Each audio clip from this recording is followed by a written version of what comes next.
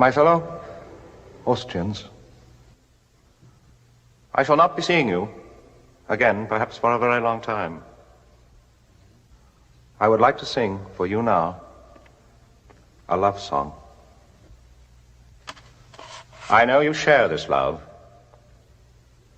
I pray that you will never let it die.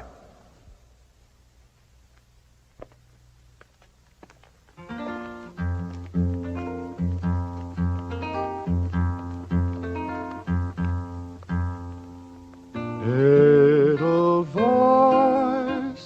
Edelweiss, every morning you greet me, small and white, clean and bright, you look happy to meet me. Blossom of snow, may you bloom and grow forever. Edelweiss, Edelweiss, bless my homeland forever.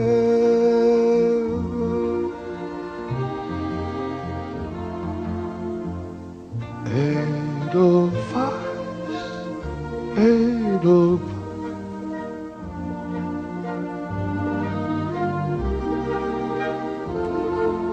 Small and white, clean and bright, you look happy to meet me. Blossom of snow, may you bloom and grow forever. Edelweiss, Edelweiss, bless my homeland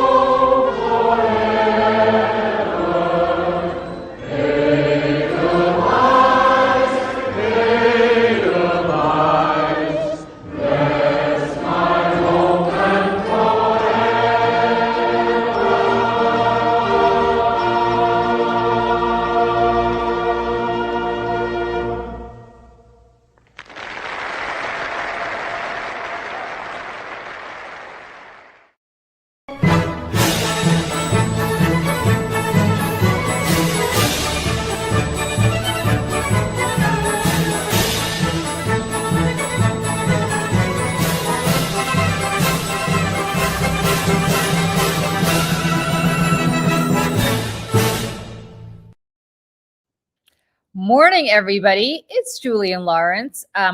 Michelle is off today, but she surprised us with that cold open, which I have to wonder. Well, we'll get to that in a minute.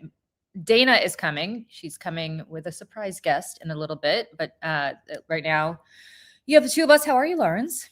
I'm well. Michelle always has a way of making me cry with her video. I know. You know what? It's funny because I think we're going to talk a little bit about the Odyssey today for folks who saw the Odyssey. I think Lawrence and I might have had a different reaction to it. I think Dana has not seen it yet. I think her mom has seen it, and her mom has an interesting reaction also. But if I can be very annoying for a moment. All right, let me preface by saying I love the Sound of Music. Love, love, love, love, love the Sound of Music. Cry every time. Yeah. All of the things. But because I'm annoying, and I fully acknowledge that I'm annoying, my husband and I were in Salzburg a few years ago and saw all the Sound of Music. It's very interesting. The Austrians have never watched the Sound of Music. They don't like it. And really? No. Well, think about it. Right. Yeah. It's not so flattering for Austria. It's not so flattering for them, right? Like they sold out the vision of Captain von Trapp and decided to go through with the Anschluss, or they were Anschluss whether they wanted to go through with it or not. Right. But no, they don't like it. They don't watch it. The Germans don't like it. They don't watch it. It's not their cup of tea, understandably so. But we had this guide who, of course, was like, "Oh, you're American. You must want to see all the Sound of Music places." And I was like, "Yeah, of course." So they understand the tourism impact of it, but they don't like, they kind of resent the movie. Anyway, so he takes us to where Maria spins on the mountaintop, which actually is not in Austria, it's in the Bavarian Alps, which is, it's literally, it's like across the border. But there's no border. It's like this patch of grass is Germany, this patch of grass is right. Austria. But where she spins, it's actually Austria. But then, and I knew this, but it's actually when you go see it, you really kind of understand the enormity of it. When they, at the end of the movie, they decide to walk across the Alps to Switzerland. Friends, you got to look at a map. Switzerland is nowhere near Austria. Right. It's nowhere. I mean, like, it would take days to walk. Here's Dana. Am I adding her in? Hold on. I don't know what's going on here. I'm trying to add Dana to the stage, and it's not happening. Hello. There Hi. she is. Good Good morning. morning. I've got a little beast here with me Oh this my morning. goodness. Hi, little beast. This is Kira. Kira. Hi, Kira. So cute. I love her little green harness. Oh, her little harness. I know. Yeah. It's adorable. Good morning, you guys. Good Hi, morning. everybody. Hi. I don't know. You missed our cold open, which was Michelle putting in Edelweiss from The Sound of Music. And Right. We're talking Sound of Music. Talking Sound of Oh. Music. But here's the thing. So here's what I was going to say. So they showed us where that scene was filmed, where they walk across, that Yeah. mountain at the very end. If you cross that mountain, Yeah. if they were crossing the mountain, you're gone, Dana. Yeah, I know. Hold on. okay. I just turned horizontal. There we go. You end up literally in the eagle's nest, where Hitler's eagle's Oh nest my was. God. Wait, where? You know how Hitler had In the eagle's nest. Oh You know how my Hitler had God. the eagle's nest. So Hitler, his refuge, he conducted a lot of the war. Like his favorite place is basically right outside Munich in the Bavarian Alps, Yeah. which is right next to Salzburg in Austria.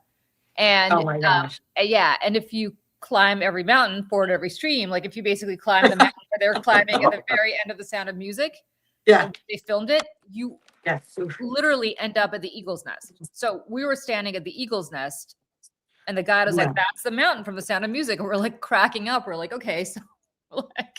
Right. So they would have just walked right in out of Not one very- frying not- pan. Yeah, not very good navigation there, Captain Von Trapp. But Yeah. I mean, you know, where Hitler is hanging out at the Eagle's Nest, although Hitler apparently was not spending much time there. Eva Braun was. But anyway, so every time at the end of The Sound of Music, because I'm, as we have discussed many times before, super annoying about this kind of stuff. I'm like, but you can't walk to Austria. The real Von Trapps Yeah. got on a train to Italy that was right behind their house and just took the train to Italy. It was before the border was shut. So like it wasn't a problem. Oh. Nice. That just wasn't very cinematic. They It's were not very like- cinematic, but Right. also as we pointed out before we got here, Dana, Switzerland is nowhere near Austria. So you can't just climb the mountain. Like the Austrian Alps and the Swiss Alps are not around. Not around. Right. You'd be doing quite a hike. You'd be, hiking the Appalachian Trail, basically. Yeah. Oh my gosh. Exactly. Speaking This is sorry. Can I put in like a funny tangent? Because this is reminding me of something I just saw online last night. The story was a news story about how, and forgive me, I can't remember the organization, but there was a presentation being given on behalf of the US government, and it was talking about Africa, and they had clearly used AI to make the map, and all of all of the countries they were all in the wrong spot. Yes. And it reminded me, Lawrence will understand this reference, that when we were in 8th grade social studies together, because Lawrence and I have known each other forever. We were like gifted kids, we were in like advanced classes or whatever. And our 8th grade social studies teacher was preparing us for high school, and most 9th graders took world geography. And he said, that's for the dumb kids. You kids are too smart for geography. Don't bother taking geography. So my geography is the pit. So I have no idea about the Swiss Alps not meeting the Austrian Alps, like unless I've been there or for some reason studied it. I'm like, I don't know. That's so funny, Dana. I totally have world geography. How do I have it and you don't? Did you? I don't know. Somewhere? You were probably that kid who like studied the atlas for fun. I mean, actually, I was that kid. I read the encyclopedia for fun. I'm sure I probably love that. I love that. Yes. My dad does that. My dad literally reads encyclopedia and the dictionary for fun. Like I love that. My son, for anybody who's got kids, has this app on his phone that he's had for years. That's some sort of like geography game. You're supposed to like figure out, and as a result of this game, he's gotten super good at like world geography. Like he can tell you where like when I say random countries, I mean random countries are located. So that I think, Really? yeah, I think kids now, because this game was like the thing a few years ago, for Yeah. whatever reason, might have a better sense of geography than we did growing up. I totally, That's good. my father, I did not learn geography at school at all. My father made me do it. Like he's very into it. So he kind of he hung up a map of the wall, like a world map on my wall when I was little, and made me memorize all the world capitals, which is how I know that Canberra is the capital of Australia, and nobody Right. else who's American does. I did not know that. I know where all the states are, and my kids played a game called Stack the States. So they like That's that the was game. their That's okay. the Well, game. I've never seen the countries. I've only seen it from. There's a stack the countries, I think, also. Yeah. Oh my gosh! Well, my Exactly. kids, they've got to go download that game immediately and really go back 10 years and get super into that game again. Yeah, So yeah, yeah. they can not make my mistakes. But do you not remember Mr. Mr. Kinich? Was that his name? Eighth Kinich, grade. yeah. Yeah. Absolutely. You know, do you remember him saying that? Like the smart kids don't take geography. I don't actually remember Oh. him saying that. God, I do. I just I remember being fascinated with maps, and so I probably Yeah. did study it on my own. Yeah. Yeah. Oh, there's the dogs. So I was just in Ithaca, New York, you guys, for What were you doing there? so I was at my son was at Cornell squash camp, Cornell University, which, by the way, if anybody has ever, let me know in the chat if anybody here has ever been to Cornell. So I spent a lot of time at Cornell because my best friend went to Cornell. And then I dated a guy who went to Cornell. So like I took that bus from Boston to Syracuse. And then I was speaking of the Odyssey. It was a very, very long and convoluted way to get to Ithaca, New York. But I take a bus, switch in Troy, New York. Literally, just think about like these names. I had to switch in Troy, New York, get on a different bus to Syracuse, New York. Oh, that is funny. And then get picked up and get driven by my friend to Ithaca, New York, which is about an hour away.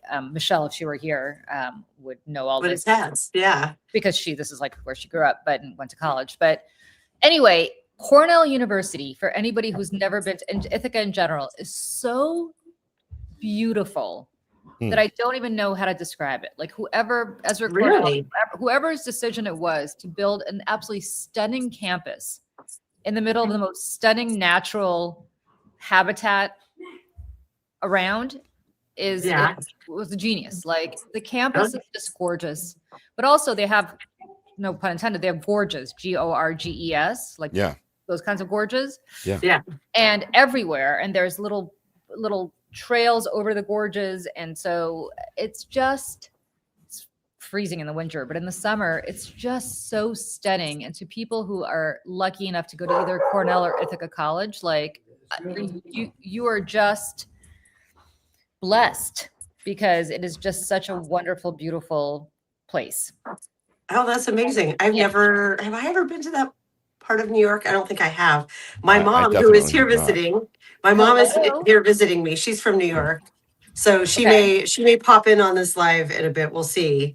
And so I'm like very close in on my face today because I'm trying to give her some privacy behind me. My house is not that big. So I was like, okay, so I'm going to be live here. So everything behind me is, be mindful. Mom. Hi, Dana's mom. Okay, so Jessica Morgan went to Ithaca College, been up there many times. So you know what I'm talking about. It's so beautiful. It's just so incredible. And then you drive through the Cornell campus and it's just, I got to say, people who went to Cornell, you are just so lucky. I don't know what else to say. You're just so lucky to have spent 4 years in this magical place. I've always loved it. I grew up in Princeton, New Jersey, or I went to school in Princeton, New Jersey, which is another really beautiful campus. And people go there and they're like, oh my God, you're so lucky to have grown up, in this beautiful town. That's true. But I have to say Cornell is a whole different story because of just the nature aspect of it. It's just so amazing. Julie, I thought the kid had already gone to Cornell squash camp. Was he at a...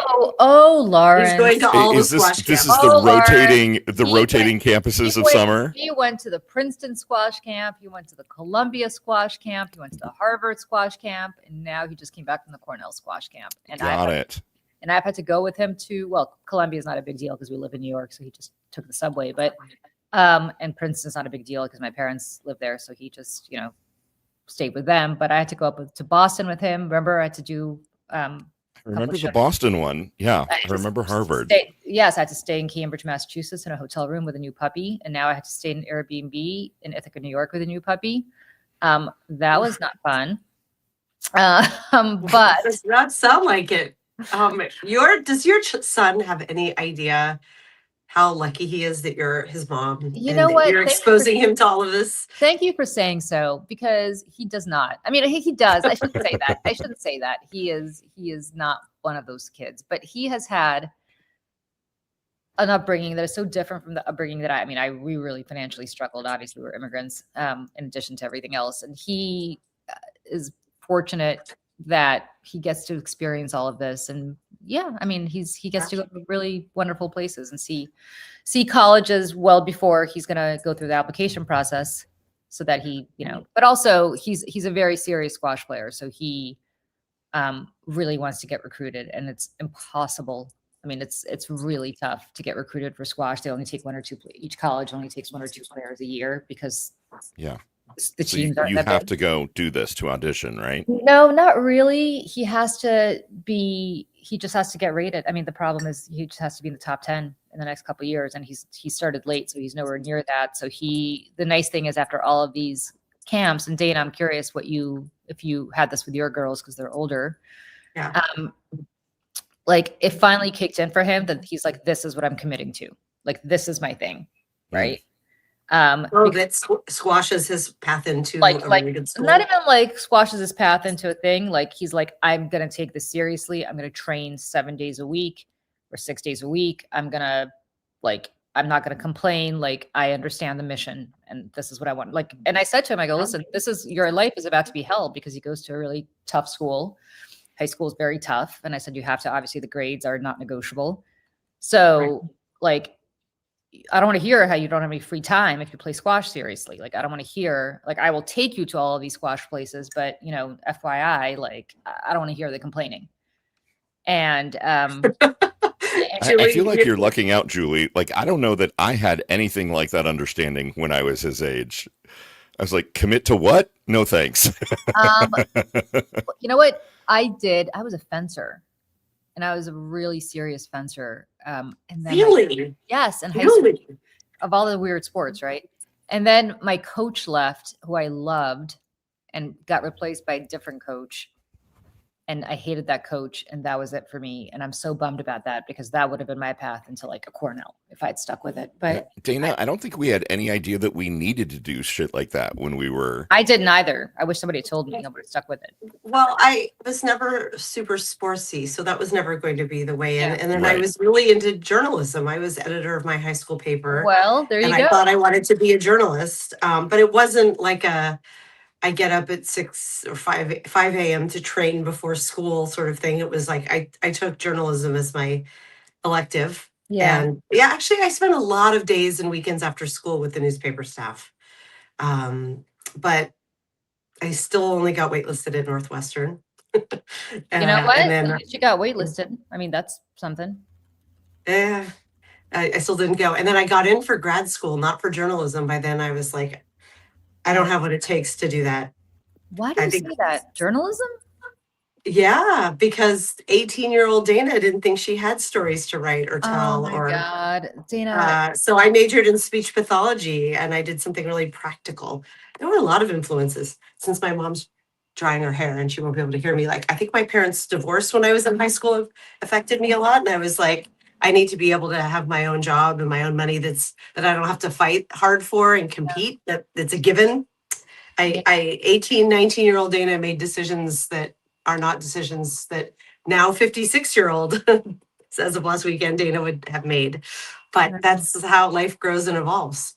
You know what? That actually breaks my heart, Dana, because I don't know if anybody who's a kid is listening to this, probably not. But in case you're listening to this, like, everybody has stories to tell. Everybody has something to do. Like, if you find your passion, like, you are capable of meeting it. I truly believe that. And look at what you're doing now.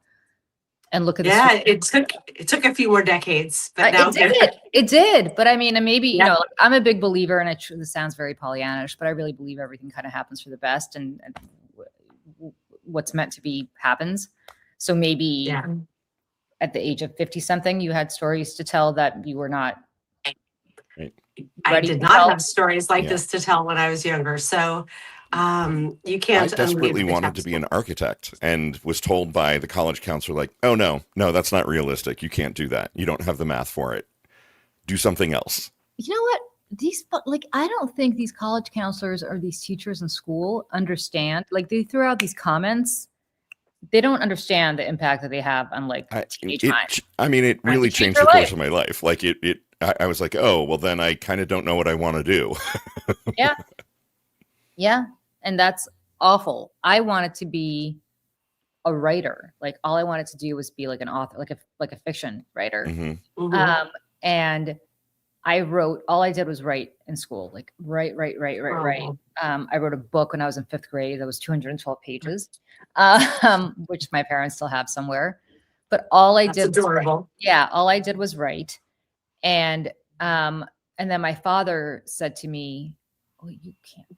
My mom, I forgot, one of them was like, "You can't make a living as a writer. Like, what kind of living do you make?" And then my father was so political and told me when I was 7. Do you remember who Jean Kirkpatrick was? Do you guys remember? Of course. Yeah.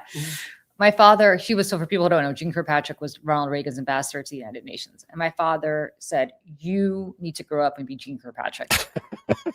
And so when I was 7, my God. people asked me what I wanted to be when I was 7. Okay, we had just arrived in the United States. Like, right. English. And people are like, "What do you want to be when you grow up, little girl? Like a nurse, a airline steward?" Like whatever, like stupid, like the stereotypical things they have for girls. I was like, "I want to be Jean Kirkpatrick." I can see so little Julia saying that. I know. Not even understanding who the hell, what she did, what. But we lived in New York. We lived in the Bronx when we first came here. So my father would take me past the United Nations because it was on the east side of Manhattan, still on the east side of Manhattan. Yeah. Nobody ever goes down there. Like, it's if you're a New Yorker, you don't ever think about the United Nations. Like, it's just not a thing. It's like this random building on the east side, overlooking the East River. In a random part of town, so it's not like anybody. But my father used to take me past it, and he'd be like, "That's where you're going to be, Jean Kirkpatrick. That's where you're going to work." Oh my God!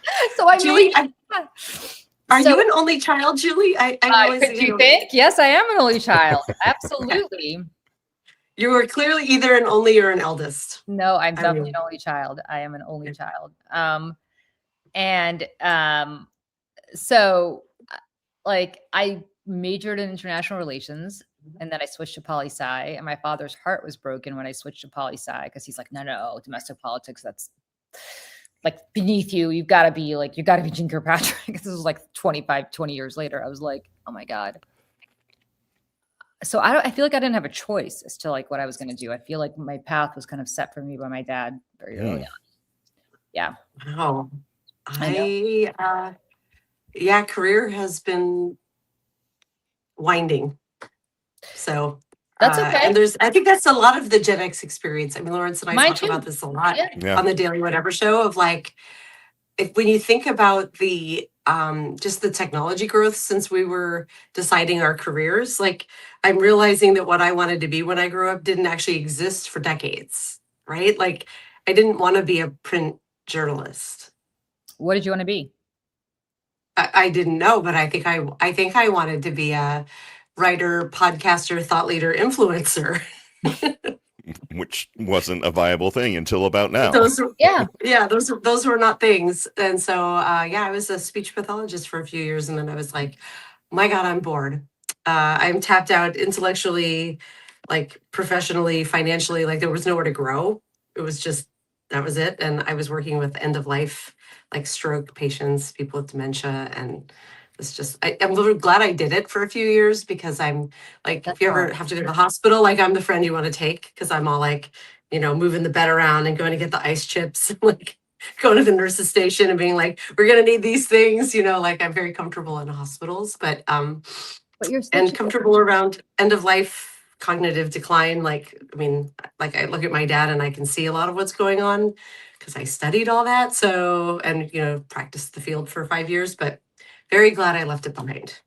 But you're such a good writer, Dana. Like you are. Thank you. but I think like your empathy from that experience comes through in your writing. And so I think, as I said, you. everything happens for a good reason. And I truly think that the fact that you're empathetic and we're able to work with people at that stage of life, which requires a tremendous amount of empathy, obviously.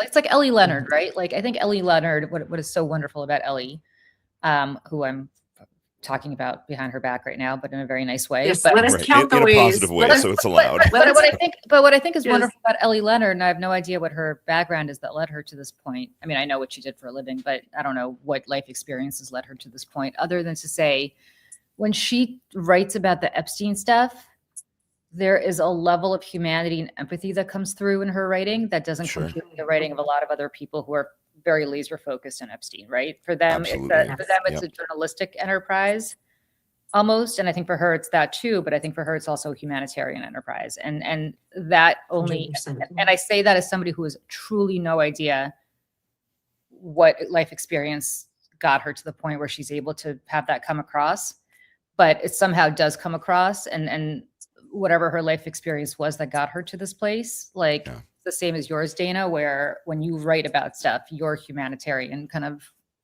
your empathetic gene comes across for reasons that you just explained, right? Like, but I didn't know that until today that you did that, but now it makes a lot of sense as to why your writing is the way it is. So I think, and for Ellie, the little, I mean, I'm only just getting to know Ellie and I adore her. A really wonderful father. Okay. I think he instilled a lot of that in her from what I have heard from her. So and she was raised right. I've heard her talk about kind of being a mom, right? Like she read the stories about the Epstein, and she was just like, protect the children, you know, like it kind of, what I've heard her say is that it kind of kicked off some mothering instincts in her. And she's like, I just want to protect the kids. It's very interesting. My best friend growing up, one of my best friends growing up, her mom was a pretty big mom, and I'm going to not use names because obviously for protective reasons, but her mom was a pretty big model in the 60s. And then had my friend in her 70s, and she had modeled with Eileen Ford at the Ford agency, and she had come here from the mom had come here from another country as a teenager because she was discovered in that country by Eileen Ford somehow, and was told, it's okay, you could live with Eileen Ford, and you know, Eileen Ford's going to take care of her girls in a way that Elite and all these other modeling agencies didn't. And then that's all I knew about it. But then my friend, as she was growing up, as she was about 14, Eileen Ford kept calling the mom and saying, you've got to have your daughter come model for me, because my friend was almost she grew up to be a 6 foot tall blonde. So, you know, all the reasons why somebody would want her to be a model. Right. And my friend's mom, who only had publicly good things to say about being a model, would not let her do it. And we did not understand at the time why. And in retrospect, I can probably guess why. Her mom is now gone, so it's can't ask. And I've lost touch with this friend, but I now understand why, I think. And I think those kinds of life experiences that then inform what you do with your own children, right? Right. And how you treat your children. I mean, in this case, it was a very direct, like, there's probably a pipeline there she didn't want her daughter entering, but, you know, but we do live and it's interesting, Rosie said, well, I have no sympathy now, joking, but I feel like we don't have much sympathy and empathy anymore either, you know, that's coming across now. We do not. And I see that online too, and I think it's pretty awful. Yeah, perhaps that's how we're moving the world this much at a time, not just teaching them squash and how to get into Ivy League colleges, but also how to move through the world with empathy. Like I take that responsibility pretty seriously as a parent. But do you feel like there's empathy right now? Because I feel like empathy no. Well, yeah. I'm laughing because being I'm modeled thinking so well from the top. Yeah. Right. Exactly. We I think that's one of the hardest things about living through this timeline in this presidency V2 is the utter just desecration of decorum. There is none. Yeah. Right. There is none when, you know, when, I mean, Lindsey Graham's funeral, who was presumably like an ally of Trump's, right? I mean, he abased himself to Trump so many times. He like gives this completely disrespectful speech and then like taps on the knee, like knock. I watched him. It was disgusting. Yeah, what was that? Why did he tap? Like, see you later, buddy. Yeah, that's what it was. It was like, Yep. I'll be there soon. What was he trying to say? Save me a seat at the table in hell. I mean, or like, that's done. Bye. It just felt very dismissive. It didn't feel like, I'll be there soon, buddy. It felt more like, well, lost that one. Onward. It's very like he does. And then Sean Hannity gets up and he's like, Lindsay felt, you're his best friend, Mr. President. First of all, if that's true, that is pathetic because Trump doesn't have any friends. Right. Two, like you're sitting here sucking up to some politician is Sean, like you're Sean Hannity and you're sucking up as to a politician at a funeral. Eulogy, like the eulogy is less about Lindsey Graham than it was about sucking up to Trump. Like these people are such ghouls and such monsters. And I don't want to. I know it's Saturdays for Sanity, so I don't want to get too political. But like, what is wrong? We're talking about a funeral. It's not political. But what is wrong with you? Yeah, it's the lack of decorum. It's just the lack of having any like sense of protocol or respect for humanity. Like when Rob Reiner died, like I'm trying to remember exactly what he said, but it was gross. It was like Trump derangement syndrome or something like that. Right. Yeah. And not that Rob Reiner was a political figure, but like he was a beloved creator for decades. He moved our culture for decades. And we still need to have that Spinal Tap night, Julie. Yes, we do. Absolutely, we do. We have to get somebody from TAP to come on. I'm gonna find some. I don't know. I can't. Oh my gosh. I can't find Artie Futkin because he's pretty famous. But we're gonna have to find somebody. You know what? I have a backdoor connection to Fran Drescher. Oh my God. Get Fran Drescher. She would be perfect. Fran Drescher would be amazing. Bobby Fleckman, the hostess with the mostest. You knew. For anybody who likes Spinal Tap. Please do that. I'm going to do my best. I don't know her at all, but I'm going to ask my friend if there's any way that we can get Fran Drescher to come on and talk Spinal Tap. I don't know. If we made it like a big fundraiser for something that Rob Reiner would have loved. That's a good idea. Oh, that's a good idea. She would do it, right? Like if we hosted a live viewing of Spinal Tap, kind of like Mystery Science 3000 style with us plus Fran Drescher watching the film. Would you guys all come and watch it and like and throw a few bucks? We could raise some money for some Rob Reiner cause. That's a great idea, Dana. Yeah, we could put a QR code on there and just I don't think we could like charge for a live stream. But I don't know legally if you could live watch it on screen. Can you? I don't think so. I think that would be violating. Yeah, I think you'd be violating copyright. Is that true if you're talking over it though? I thought there were like workarounds. No. Not for the full length film.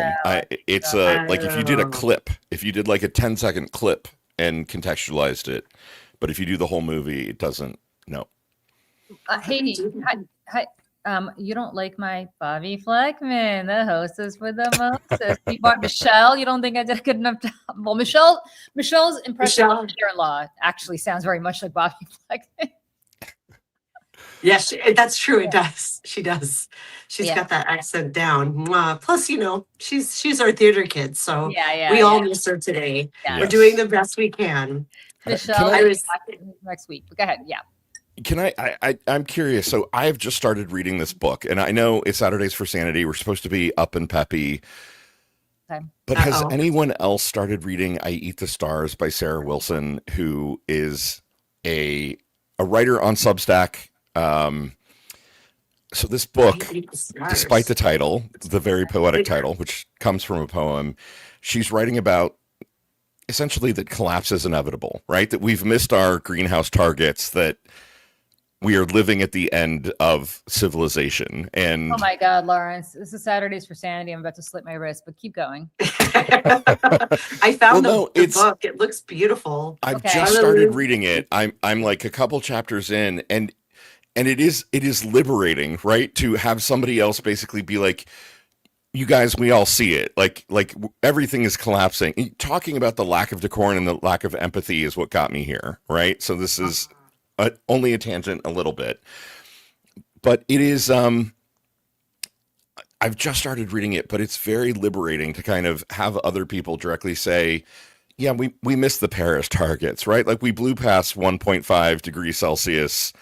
Climate change is clearly happening. Like there are things that are going to be unsustainable in our world within a decade, and we all need to brace for that." I'm just curious. I think it's beyond that. It's so funny that you say this. I was talking to somebody about this yesterday. Maybe it was Michelle. I can't remember who I was talking about this with yesterday, but somebody. And I feel like it's not just that. I feel like we're at a point where after Trump is gone, whether, literally gone or just gone from the White House or politics, which I don't think will ever happen until he's physically gone. Right. I feel like we are at potentially the collapse of the two-party system because what's going to happen to the Republicans after Trump is gone, right? Like they've now built an entire cult around one person. And what happens to the party after that person is gone? Do they L. Ron Hubbard him and like just do everything that's like in the name of Donald Trump for the rest of their lives, like Scientologists? Right. Yeah. Or do they split, as they're splitting right now, between the Trumpers and then the Tucker Carlson / Candace Owens, basically trending in a very fascist direction, even more than Trump. And then on the Democratic side, you have the DSA guys, right, who are really not anybody's cup of tea. And so I'm not saying there's corporate Democrats. There are people who are not corporate Democrats like me. Like I, don't take, when I run PACs, don't take money from corporations. Like I release all my donors. Like I'm not, I hate the way that Schumer and Jeffries have been running everything, but I'm not a DSA person, nor will I ever be a DSA person because they're out of their effing minds. Not on policy necessarily, but on their approach. And so I feel like the Democratic Party is also kind of breaking up. And I think we're in a very interesting political moment here where we may not recognize what has effectively been a two-party system for the last 150 years, much longer. Yep. In addition to everything you're talking about, Lawrence, and this is a whole different conversation. That's not a Saturdays for Sanity conversation because this will make you not feel sane. But it's a very destabilizing time where I feel like we're walking across a gorge without on a tightrope without any kind of safety net below us. And I think the point of this book, I agree with everything you just said, Julie, by the way.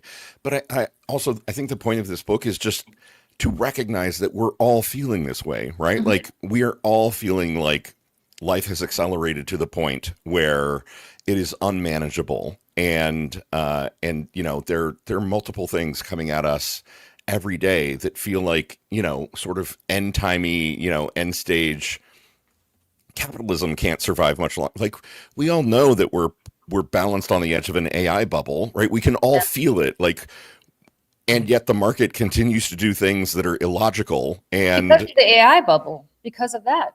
Right. Yeah. Lawrence, you wrote that. I mean, you've written. Lawrence wrote it. Incredible. Lawrence wrote something that the New York Times should have written and put on the front page. I just want people to know. And Lawrence, can you drop this in the chat because I think it's important for people to read it. Thanks, Lawrence is predicting what is about to happen in ways that every time what I'm frustrated about, I guess, is and Olga Lautman and I talked about this on our Thursday show, but what I'm frustrated about is you open up the New York Times or you watch CNN or any of these things, and this is not my beat up on media moment, but it kind of is. And you're seeing this great reporting on very discrete events, right? So event A, an investigation of event A, and then an investigation of event B, and then an investigation of event C.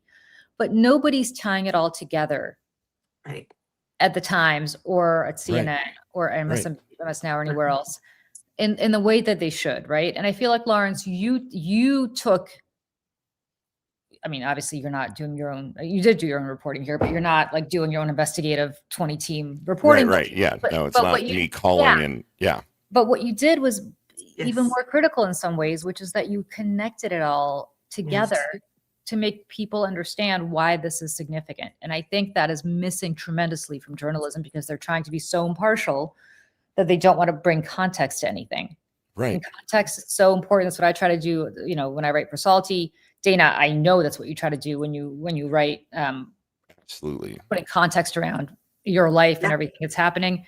And Lawrence, you put so much context around this AI bubble and what's about to happen that I think it's a shame that the New York Times did not call you up and say, "Hey, could we?" Well, write and this what's for us? crazy, I thank you. I really appreciate that, Yeah. Julie. Like, honestly, the place that it comes from is just me reading disparate art, like it's all out there. Like it's all news articles. Like you're saying, it's just not connected together.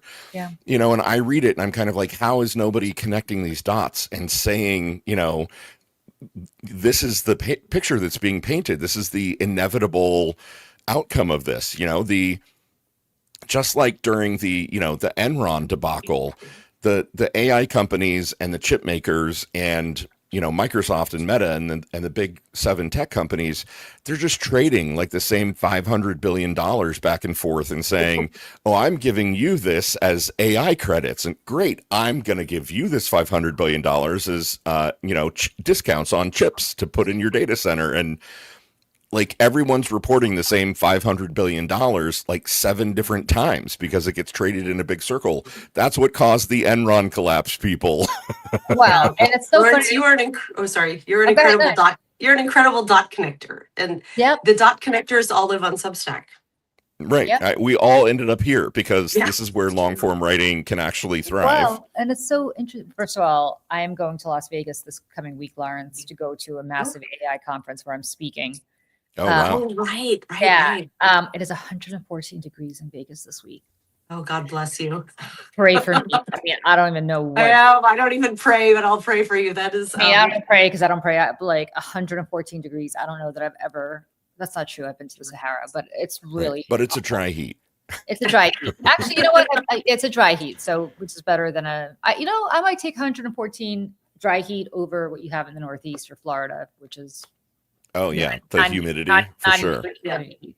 For Anyway. sure. I did just run into someone yesterday wearing this amazing Barry Manilow t-shirt. And I love Barry Manilow. And she was like, he's doing a residency in Vegas. And I was like, I've never seen him. Do I need to fly to Vegas before he Oh dies my to God. go see Barry Manilow? Okay. So please go see Manilow while you're there. No. I'm seeing Wizard of Oz at the Sphere. But my Oh, husband, that's right. is a Yeah. massive Barry Manilow fan. I make fun of him religiously, Dana. I will now make fun of you religiously. He just saw Barry Right. Manilow in Newark, New Jersey. He like dropped Did every. he? I'm not even kidding. He, because he knows better than to give me advance warning, so I have to spare him the mockery. He literally a couple weeks ago was like, "I'm going to be home late tonight." And I was like, "Oh, okay." And he's like, I'm going to a concert," and I was like, Oh my and I was God, like, that's I'm like, amazing. and I was like, "You're going to a concert without me?" Like it was just so unusual. I'm like, "Really?" Like all of a sudden you're going to a concert? Like, what about me? And he's like, Right. "I'm seeing Barry again," and I was like, "Oh my God, again?" He's like, "I don't want to hear it. I love Barry." I'm like, "What is Oh wrong my with you? God. You What know, is wrong with you?" Could This Be Magic is Rachmaninoff. I mean, do you know that song? It's like he's like lifting. I just recently listened to it again because it was my favorite record when I was like 9. And I was like, how is this like Florida Jewish girl coming out, Dana? it is. And it was like a number 3 hit on the charts. It's a 7-minute like Rachmaninoff inspired ballad. It's so melodramatic. And then I had it in my head for weeks. Like I can't put it on again unless I'm prepared for that. Okay, But well, that's hilarious. I'm going to make fun of you forever. thank you. I'll take it. Yes, I love Barry. and I will just pass on to you what my husband said. You should probably go see Barry soon. Yeah. Barry's apparently He's in Not his long for this 80s. world. At least not long for performing. Yeah, Barry's not. You should. Go see Barry. You should go. Why Barry. is it not my life that I could just be like, oh, are you going to be in Vegas? I'm going to pop down because it's not very far from here. Right. Yeah, I could meet you. Easy flight on Alaska Airlines. Wait a second. Is Barry playing Vegas now? I think she said he's doing a residency there, but I haven't I verified. don't think so because he was literally in Newark like 2 weeks ago. But maybe he's. I don't know, Julie. The woman in the coffee shop who I don't know said he was there. So Dana, clearly it's true. Dana, why don't you check and why don't you fly down and you could even stay with me? Oh my God. I would love that. Come on in. I'm only going to be there for one night, but come on down. Oh my God, that would be amazing. I have someone to introduce here too. Are you ready? Are you ready? Yep. Would you like to meet my mom?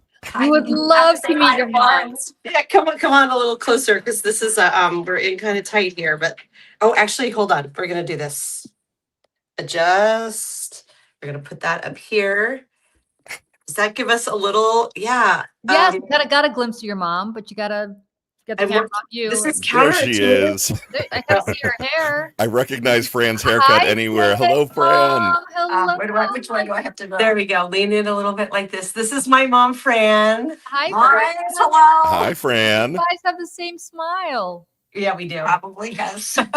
I'm going to try something counterintuitive and I might black out for a second here. I'm going to turn us vertically, I think it's a good idea. even though, because I feel like it like fish I eyes more. I But think if Fran maybe moves a little bit Oh, more. no, to the- now I'm on. yeah, come here a little bit. There See you how go. we look like we're on a wide angle lens, but That's okay. lean Hi. toward me and you will be on camera more. Okay. So mom, that's Julie and you know Lawrence, of course. Hi, Fran. It's been a long time, Lawrence. It has been a long time. And I know you're not coming back to South Florida. I'm not. I'm No. sorry. I'm not. How is South Florida right now, Fran? Um, Is it hot? I have no idea. 95 and humid. That's Probably. what I'm saying. I think I'll take 114 in Vegas and dry heat. It's about, it feels pretty close. Yeah. Yikes. But We you go live- just over 100, the index. Can you see her, mom? Everybody's saying hi to you. Oh, okay. Hi. Everybody. Hi, Dana's mom. You look more like sisters. I know. It's crazy. We have the same smile. Do we have to say sorry, Dana's mom? Is that because she's in Florida? I think that's because no, you're in I think it's Florida. sorry, Julie's dad, if we drop the F word, but I don't know how your mom feels about dropping. Oh, that's right. That's right. Because Julie and Michelle, who's not here today, their parents listen a lot, so we have to watch our language. Okay. Are you okay if we drop F bombs? Absolutely. Okay. Fran, All right, Fran so has especially heard if they're us swear about Trump. before. Yeah. Especially if they're about If Trump. they're about Trump, I'm right there with you. Fran, I live in said- Florida. I'd have to deal with it. And they just I changed the airport name. And my girlfriend just got, oh no, it was Susan, just got her pass for the national parks and his picture is on it. Oh, Thank God. goodness I don't have to get a passport till 30 and hopefully he'll be gone. I think the passport is just for people who request his face on it. Really? Oh, yes, good. I don't think it's for all of us, but I might be Oh wrong. my God. There are people who are requesting his face on their passports. Oh my God, of course. Are you Of kidding? course they are, but Yeah. I'm Did you surprised he's see- not making it standard. So I was just in DC and I did not Yeah. see this in person, but apparently he has been gilding statues around the DC area, like literally putting 23 karat gold leaf on statues that have previously just been like white marble. What? They are now gold. Yes. What? I'm going to look this up. I didn't hear about I'm looking right now. Newly regilded golden horse statues sparked debate after Trump's $5 million project. Right. It looks so tacky, you Oh guys. my Like, God. it is unbelievable. Can we say that, you know who's reporting this? My new favorite news source, People Magazine. People magazine. They are the No, journalists now. Stop. If Michelle were here, she would tell you, I have been proselytizing about this forever. Yeah. Friends, if you read 2 news outlets a day, I am telling you right now, read the New York Times and then read People Magazine. Because if it trickles down to people, you And know, Wired.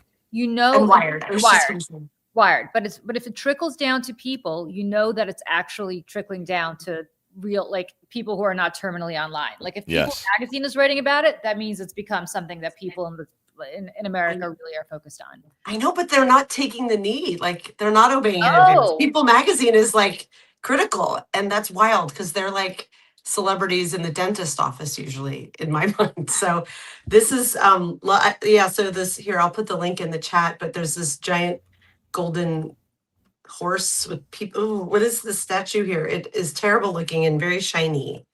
Well, gold leaf would make it very shiny. Yeah, well, that's his whole vibe, right? Yes. Okay. Well, so but you know here- why? People Magazine is owned ultimately by Barry Diller. Oh, my former Yeah. boss. Yeah. Okay. But Barry Diller is very, very anti-Trump and liberal, married to Yes. Diane von Furstenberg. So Oh, yes. He owns Expedia, and I used to work there. So I know that. Okay. yeah, fun fact. He I have mixed feelings about Barry Diller because he was very into being like my people, and we would have to have these huge all staff meetings, God. and he would pop off about things politically that were just like did you vet this through the comms team? And they were usually kind of questionable and yeah, but he does not like Trump. So there was that. No, he does not like Trump. But he was also like, he and his billionaire friends would get up and talk. And I remember one of them, he's like, you all have stock here and you're going to be great and blah, blah, blah, blah. I'm like, dude, I've never gotten a share of stock at this stupid company. A lot of us have not.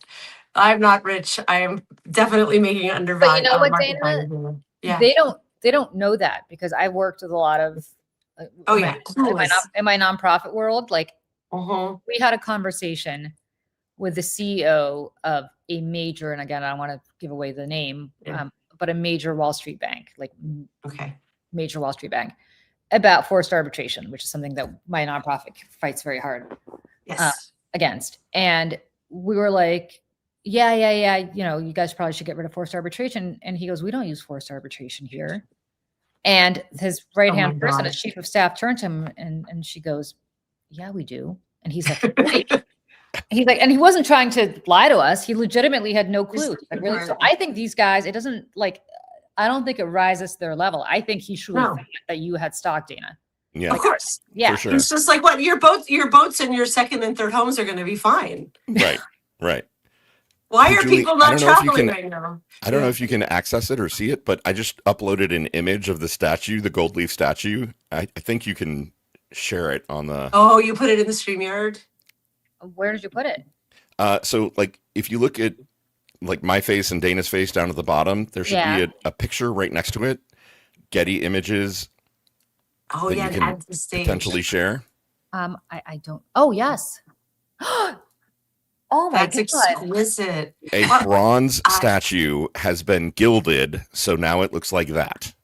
Hey Lawrence, I'm going to send you another picture to upload because I think I know what he's basing this on. Okay, hold on. Oh, $5 million worth. oh, you can upload it, Julie. If you're in the StreamYard, just go to the next window over and click. Like you'll see by our faces. There should be another thing you can click, and there'll be an add image. Yep. So you could add image there and then add it to stage. It's 2-step.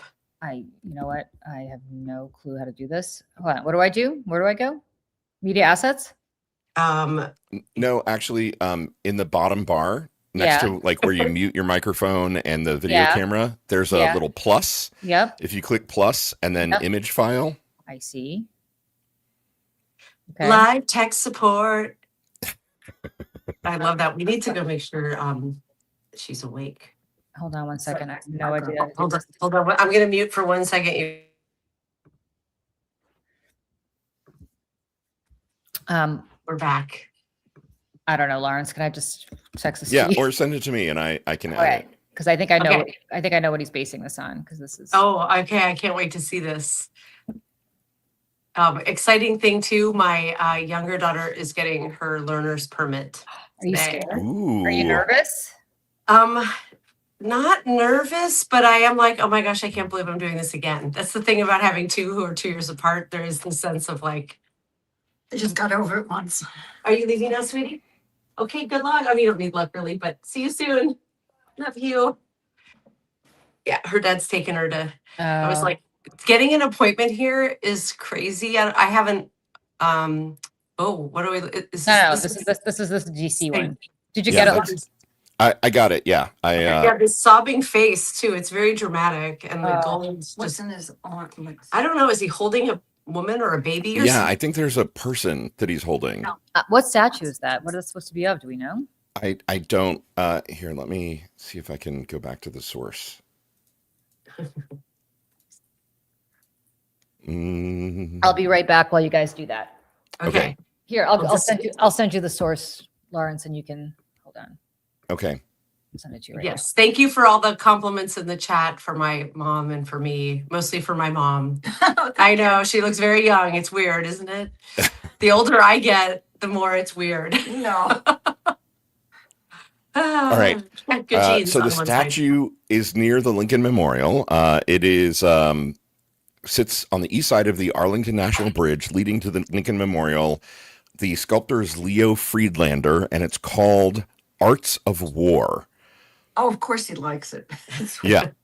There's another one nearby called Arts of Peace, and apparently they're both going to be gilded with 23.75 carat gold leaf.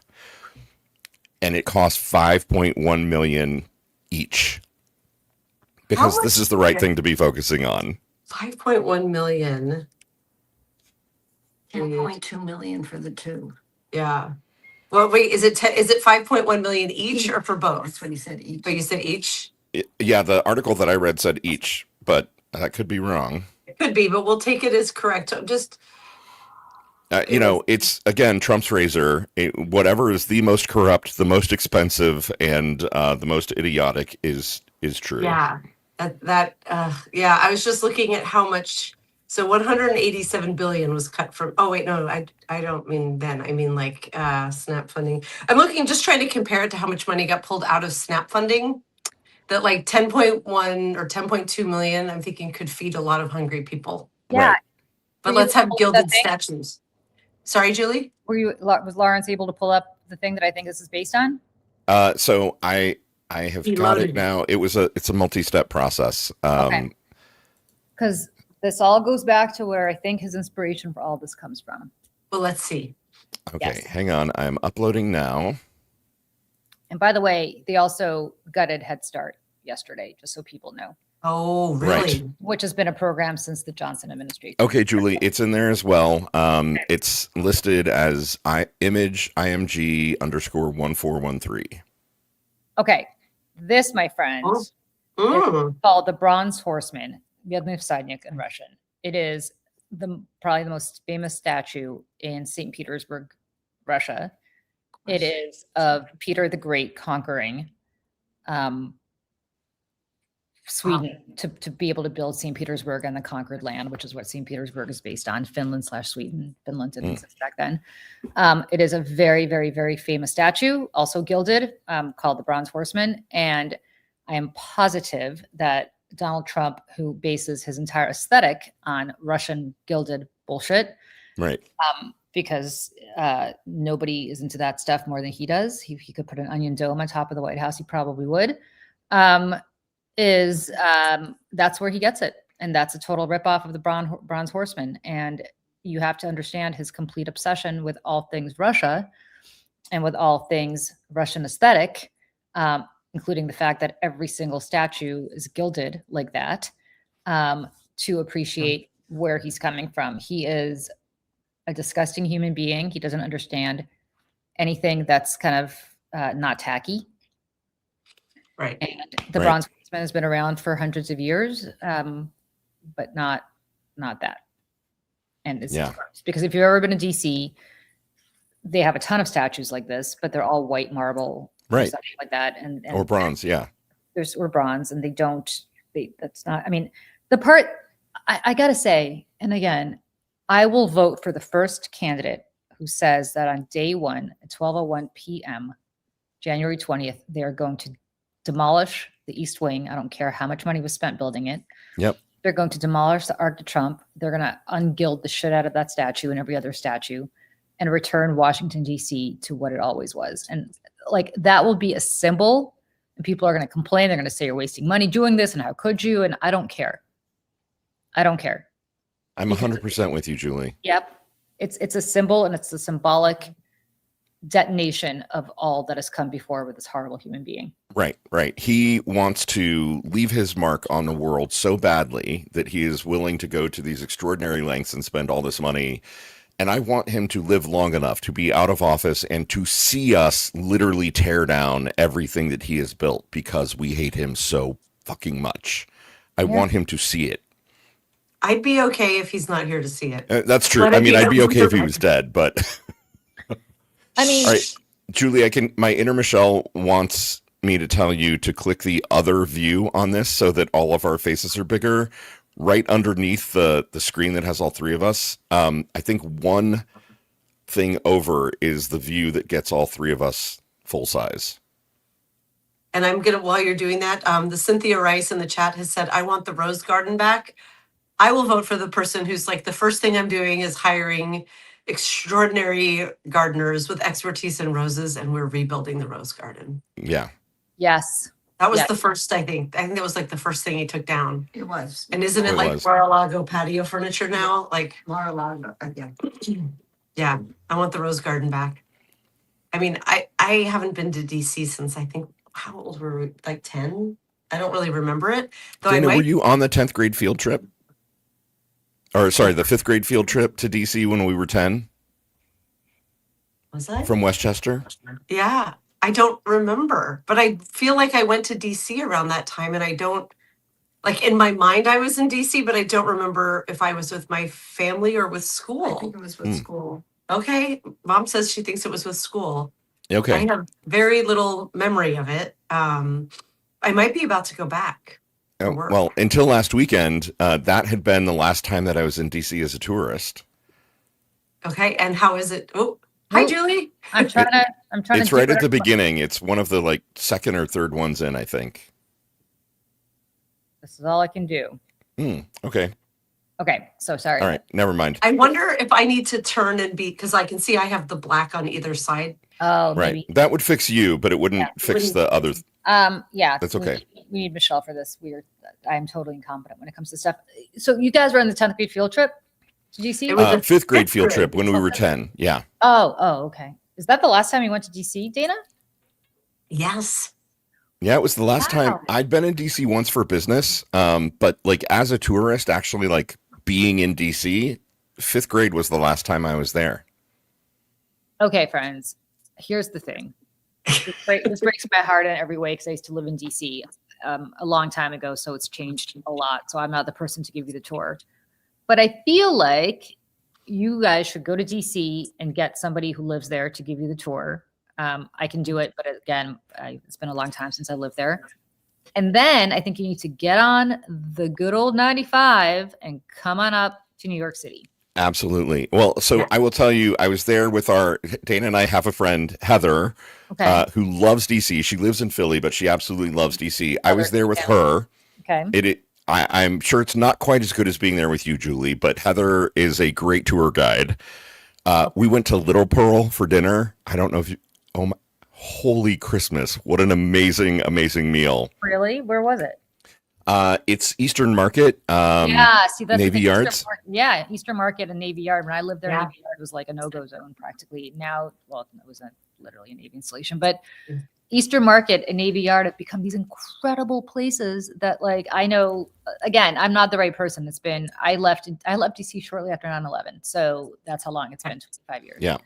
Um, We walked up and down 14th Street, and holy crap! Like Yeah. I could live there. It was the gay yuppie mecca. Like it felt like DuPont Circle is right. like, DuPont Circle was incredible. It is kind of extraordinary how in the midst of all of the collapse and everything, modern American cities have grown so much alike, right? Like Larchmont in LA and Capitol Hill and Ballard in Seattle and 14th Street and DuPont, like there are a whole bunch of neighborhoods in big American cities that are kind of, I don't know, gay yuppie meccas. I don't know what else to call them. Like you can, be your out liberal self walking through these cities, and there are amazing restaurants and art galleries and fun shops and all of New York. Parents with strollers and right, like practically, I'm sure all of New York, Oh my God. All of New York is like a gay mecca. It used to be that New York had like gay neighborhoods. Like first it was the Village, then it was Chelsea, then it was Hell's Kitchen. Now, I think there's still pockets where like gay bars exist, but now it's like my gay BFF lives a few blocks from me. I live in Stroller City. There, half my building is like gay couples against Stroller City. So like, I don't even think there's gay neighborhoods in New York per se anymore. There are places that are obviously, as I said, gay bars. Right. No, it's just like all the liberal spaces kind of fully liberaled up, and It's so funny. And the rest of the country hates us. Yeah, everybody had to cram in these tight spaces. But yesterday, when Mom came to town, my sister-in-law, long story, they were out in another more rural part of Washington, and we, we did a handoff, and it needed to be down by the airport, which is in a city called SeaTac. Yep, I know It's between Seattle and Tacoma. Yep. And so I was like, where can we meet up and for like a lunch or whatever? And we met in Burien. Lawrence will know where this is, which is like kind of it has historically been like a not great neighborhood near the airport. But I looked at they have a bakery nouveau there now, Lawrence, which is like incredible pastries. So I was like, oh, if they have a bakery nouveau, we should go. And as my younger child and I were driving in to meet them, it's very like I'm like anything I see, I'm just interpreting that we're now in Trump land because we're outside the city. And then I was like, I'm looking for the rainbow flags. I was talking with Nico that I was just like, oh, well, yeah, I'm like a tragically straight person because you look for the queer people and then you're in a safe neighborhood. Well, it's so funny that you say this because I was in Ithaca, New York, again, tiny town. Now, granted, it's a college town, so yeah, but still upstate New York. There was a rainbow flag practically in every. Yeah. It was like Pride Month, except it's not Pride Month, right? Rainbow flags everywhere. And then I don't know if our Airbnb was near, I don't know why, the street that we were on, but a ton of trans people, like a ton of trans people in Ithaca, like in ways that I've not even seen in New York. And I was like, are we near some sort of, I didn't understand. Mecca? Well, no, like I was like, is there a trans center here? Like where people gather? Is that like, is that why? But I have never seen this concentration of trans people anywhere. Outside the city? Not even in the city, because in the city it's diffuse, right? Like here it was like it's just a concentration of people. And I was like, wow, in little Ithaca, New York. Yeah. And again, it's a college town, but this is not college. These are way older than college kids. So this is like, an adult, and plus it's summer and there's no college kids around. Like these were adult people our age or if not older. And I was it the weekend, Julie? I wonder if it was. I was there all week. No, I was there all week. There used to be a church in my neighborhood that has since been torn down and is now, tall, skinny townhouses. Right. But the neighborhood I live in was known for having all of these older churches, a lot of which are now gone. But one of the ones was when I first moved here, there were always, gosh, this is going to date me because I've lived here now over 20 years, but it was like the cross-dressing church is like they were looking back. I'm like, oh, there were just a lot of trans people there in community. Yeah. And with the wisdom of age, I'm like, how lovely that there was like a church where they gathered. That's so unusual. Listen, and I'm very sad it's gone.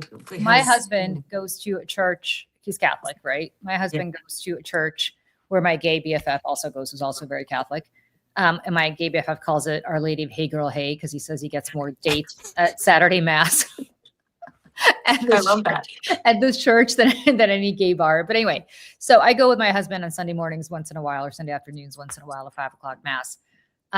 And again, I'm Jewish, but I go with him because it means a lot to him. And I get something out of it, even though I'm not Catholic ceremonies are beautiful. Like, well, you know what? I get the priest. So they have these super liberal priests. And so whatever the priest does is homily, I always get something out of it because it's typically not religious.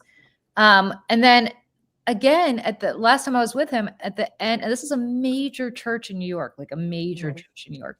At the end of the Mass, they call up this guy to give an announcement. He's the head of the LGBTQ community in the church. And he's like, hey, we're having a social next weekend and I hope everybody can come. And I'm sitting there and I'm like, wow. Yeah, that's beautiful. In a Catholic church. Like, right. Two Americas. Yeah. My favorite gay takeover story, Fran, this one is for you, is do you remember when Dana and I were growing up, Wilton Manors, Florida was where everybody's grandparents lived. And it is now the gayest city in the country. It is. My hairdresser, who I've used for 20 years, lives in Wilton Manors. Right. They have an eagle. They have his husband is from Venezuela. They just got married this year. Nice. No. Yeah, like there's an eagle in Wilton Manors. Like the prototypical gay leather bar now has a branch in Wilton Manors, Florida. Really? I swear to God, that was like where everyone's grandparents lived when Dana and I were kids. Where's Wilton Manors? South of Miami? No, it's in Fort Lauderdale. Yeah. It's west. It's very close to Fort Lauderdale Airport, actually. Yeah. So it's west, right? It's Broward County. Oh, Broward County. It's very near the airport. Okay. Yeah, and it's kind of it's not waterfront, but it's intercoastal or something, isn't it, Fran? Yes. Okay. Yeah. There's water there. Oh, so that's The nice. sad part is I live in Delray Beach, and for a while we had a gay parade every year, and they had the main intersection downtown. They had painted it gay, to represent gay colors, right? Right. The rainbow. The cement and our wonderful governor ordered it out. They came and they covered it over, and no more parades. Yeah. Can I just say, in Florida, and I'd love to hear, Fran, your thoughts on this. Actually, all three of you, because you're from Florida. Like, if I'm a mom living in Florida and I send my kid to public school, I'm now going to expect my kid not to learn not just about LGBTQ stuff, but about like slavery and about the Holocaust and about Right. other things that happened that might make, I don't know, racist and neo-Nazis feel uncomfortable. I mean, how do you reconcile that with sending your kids to school, to public school? I can't answer that question because I don't have anybody in the public schools in a very long time. So I don't know how much it's changed. I know they have a lot of book banning, a lot of books that cannot be on libraries or in schools, but I can't answer about the curriculum. That's a really good question, though, Julie. And I bet Lawrence and I still know people there who have Yeah. school You age. should write an article Well, I about mean, this. Marty's They go to kids, the private school Oh. or what do they call the ones that are public? Well, like a charter Charter- school. The charter school. Yeah. Yeah. I bet we could find people who are, I would love to get the answer to that question because although our friends are getting too old. Our people we went to high school with, their kids were at Marjorie Stoneman Douglas. Right. I lived When the shooting happened. One Nice. of our Nice. friend is married to Fred Gutenberg. So your like, friend my- is my- married to Fred Gutenberg. yeah, so his daughter was one of the ones. No, who no, was Jamie, murdered. of course. Yeah, Yeah. Jamie's. Yeah, my cousin's best friend That's Is- Jamie's mom, or that's is Jamie's Yeah. mom. Yeah, Jennifer. We Oh went to my high God. school with her. We graduated with her. You guys, Yeah. can I say something about Fred Gutenberg now that we're having this discussion? And anybody listening to me, please, what is happening to Fred Gutenberg online, particularly on Twitter, Yes, Yeah. it's awful. It's disgusting. It's disgusting. It's Yes. disgusting. And people who are coming at him, I'm talking about you, people like Mehdi Hassan and others, leave the man alone. Leave him alone. His daughter is dead. He has been a champion for Democrats. He's been a champion for gun safety. He's been a champion Yes. for all sorts of good things that we all agree on. Just because you don't agree on Gaza doesn't mean that you have to go after Fred Gutenberg personally. Like, Right. leave the Yes. man alone. Leave him alone. He has gone through worse than any of you have ever gone through personally. So stop. It's just, it's awful. It's awful what has happened. I've only seen I'm not on. I will always call it Twitter. So Yeah. I'm not there. I haven't been there in many years. But I did a quick Google search and was just like, oh my god. It's Closing. awful. It's Yeah. awful. And everybody, whatever your feelings on Gaza, like, I get it, but please leave this man alone. Like, he has been through hell and back 20,000 times, Yep. if not more. And he will be in hell for the rest of his life. So stop it, please. Yeah, we We're should getting have a lot of comments here, Mom, that you have some neighbors. I don't want to say your name out loud because I don't want to out you as where you live. But do you know where that is? Delray Beach, Boca Farmers Market. The Bowie's Farmers Market. B-O. I don't know that word, but you guys are neighbors. So yeah, That's cute. and then we have someone else here from. Boynton Beach. Mm-hmm. So that's cool. Y'all should DM me next time I'm in Florida. We can all hang out. I mean, And then we're going to hop on I-95 and we're just going to drive all the way north to New York City. all the way up, You guys, I've done that drive many a time in high school, but we used all to the way from Florida to New to New Jersey. York? No, so we would drive. Yes, we would drive from New Jersey to Clearwater, Florida, because we had a cousin who had an apartment in Clearwater. So for spring break, So how long a drive is that? it was a 2-day drive, but we couldn't afford to fly, so we would Mhm. we would drive. We would stop somewhere like in North Carolina or South Carolina overnight, Yeah. along some Yeah. motel This seems, section. this seems worth reading out loud from Jeannie in the chat. On college entrance exams, Florida sits near the bottom, 40th in average SAT scores and 48th in ACT. That is a shame because Lawrence and I have to say, got outstanding educations growing up. Our high school, we would have gone to Marjorie Stoneman Douglas had it been built yet.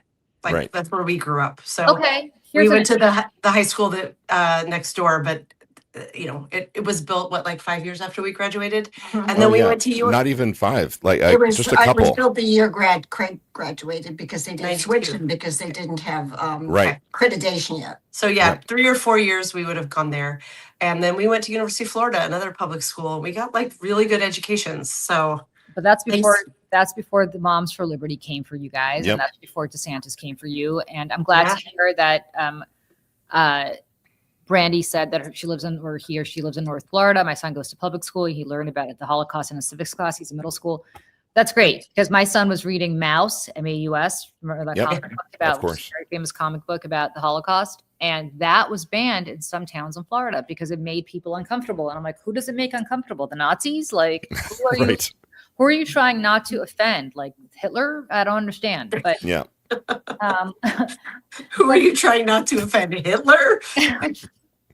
You should print that on T-shirts, Lawrence. I don't yeah, know. exactly. Yeah, but I mean, like, I don't get this whole notion of we can't talk about slavery because it makes America it's unpatriotic. Like, my men and women, this country was built on the back of Black people. Like, why don't we talk about this? Right. And if you haven't been to the Black History Museum in DC, speaking as somebody who Yes. recently went and had mind Amazing. blown, it is fucking amazing. I It mean, is such a great example of architecture and layout and design as a means of storytelling. The fact that you start at the bottom underground and slowly work your way up through slavery and emancipation and civil rights until you finally hit ground level and see daylight is an unbelievable educational metaphor for the Yep. experience. and Oh, I I'm love surprised. I'm surprised it's still being funded, and I'm pretty sure it's not going to be funded for long, which is just Yep. disgusting. It's yeah. Much like Trump has put weirdo people on the board of the Holocaust Museum. He's literally put like Real Housewives of Florida on the board of the Holocaust Museum. It's Yeah. insane. It's insane. You know, I didn't really have a chance. I don't want to spend a ton of time talking about this. I haven't finished my articles that I'm writing about it, but I was in DC for a purpose. I went to go sit in on the FDA board meeting where they kind of decided whether they were going to allow certain peptides to be prescribed by compounding pharmacies again. And I got a great, Julie, I thought of you because it was just a great little lesson in kind of corruption happening in public, in full view of everyone, because these Right. 8 people that got named to this board who all had self-dealing conflicts of interest with kind of legalizing these peptides, right? They're all going to make millions of dollars from this. They all voted yes to do this. And then literally the next morning they were asking questions about like, well, what do you mean we're not going to get any adverse effect reporting? And it was like, it was just this example of people who shouldn't be in positions of power because they are not educated enough, because they have conflicts of interest, voting to approve things, and then kind of having like a come to Jesus moment the next day where they were like, oh, we didn't know that by doing this, They know. They just are saying no. Right. So I had a column that I was going to write. It was written. It was going to go out today. And then last night the rug was kind of pulled out from under me. So it didn't go, but I'll just tell you about it. So yeah, there is, so Gianni Infantino, who's the head of FIFA, who is yes. a horrible human being. Oh, this was Lawrence's F Up This is Friday my fuck up story. Friday story yesterday. Okay. So, they killed the deal. Yeah. But here's the interesting thing. I'm reading the New York Post today, which is a rag tabloid that Rupert Murdoch runs, but page 6 is great for gossip. So I'm reading the New York Post today, and they have a whole story about how Gianni Infantino, who's the head of FIFA, is now in trouble and people are going to run against him potentially. He was going to glide path to getting reelected as president of FIFA. And then he got into this deal where he was going to, and just for people who don't know, he was going to sell the rights. He was basically going to sell off rights to a lot of FIFA production and so on to a private The equity firm. broadcasting, like World Cup broadcasting. Right, Yeah. right, to a private equity firm in order to make more money. And Ugh. they're writing this whole thing about it's a private equity thing and how first the European Soccer Football Association said if they do this, they're not playing. Like they really Good. rebelled and they're like, we're not playing. And then you had the South American Association saying this, and then the Asian Association came out, at which point Johnny Infantino was like, oh shit, and decided to pull this back. Right. What they didn't talk about, which is what my column was about, is that the private equity firm friends that this was being sold to was Jared Kushner's brother's Josh Kushner's firm. Joshua Kushner, yes. Kushner. Lawrence's story yesterday with Joe Walsh on the show. I haven't even posted the recap yet, but I had no idea any of this was happening. The World Cup was just here in Seattle. Like, of course. And the part that kills me, and everybody's like, well, Josh Kushner's a Democrat. He's married to Carly Kloss. He said he didn't vote for Trump. Hey, I know the Kushners. I've known these kids since they were little. Like, because really? Yes, Charlie Kushner used to be a big New Jersey Democrat. Charlie Kushner used to be like, Charlie Kushner was a Democrat until, Donald Trump came along. Until opportunism. Yeah. And you just know everybody. I'm going to put you on. I need to get more water for my tea. So you're going to be starring. Okay. You sit right here. I'll be right back. So Charlie Kushner, so I've known I haven't known the kids, but like, I remember the kids growing up. And like, they are an incredibly close family. This is not like, oh, I didn't vote for Trump, so my brother Jared had nothing to do with this. Jared had everything to do with this. Jared and Johnny Infantino are like this. Johnny Infantino would hang out at Jared's house in Miami during the interregnum. Ivanka is on some bullshit FIFA board. Like, the corruption just continues on and on and on and on. Right. And not to mention, of course, what happened with Trump with the stupid FIFA Peace Prize, and Johnny Infantino travels with Trump on his like foreign trips. I don't know what FIFA has to do with anything. He went with him to the Middle East, missed a FIFA. Well, the FIFA Peace Prize. He was doing research to award Trump the FIFA Peace Prize. Right, of course, exactly. And then meanwhile, in South America, there was a FIFA meeting that Infantino was late to. He's the president, because he was busy with Trump in the Middle East. The point is, the corruption is vast. Yeah. And I'm reading this whole New York Post article, and the entire article is about how Johnny Infantino is a corrupt piece of shit for trying to sell off FIFA to some unnamed, unsourced, unknown private equity firm. And I'm like, why is nobody mentioning the name of the firm? It is called Thrive, and it is run by Joshua Kushner. And Jared Kushner used to have a piece of it until he graciously decided to divest once he went to the White House back in 2017.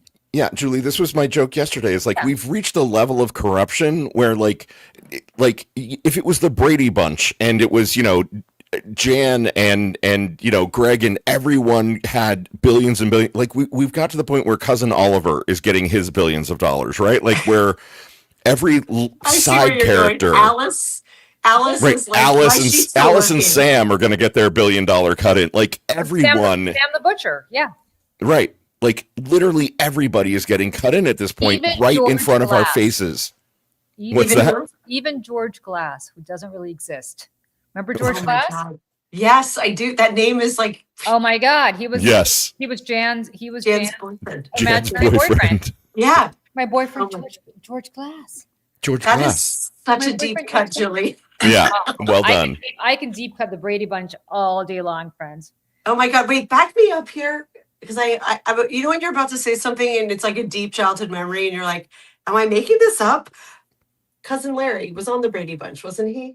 It's like an extra. I don't know. He was a child I know actor. he was a child actor in the commercials, but I don't know. I want to say he had a very small part on the Brady Bunch.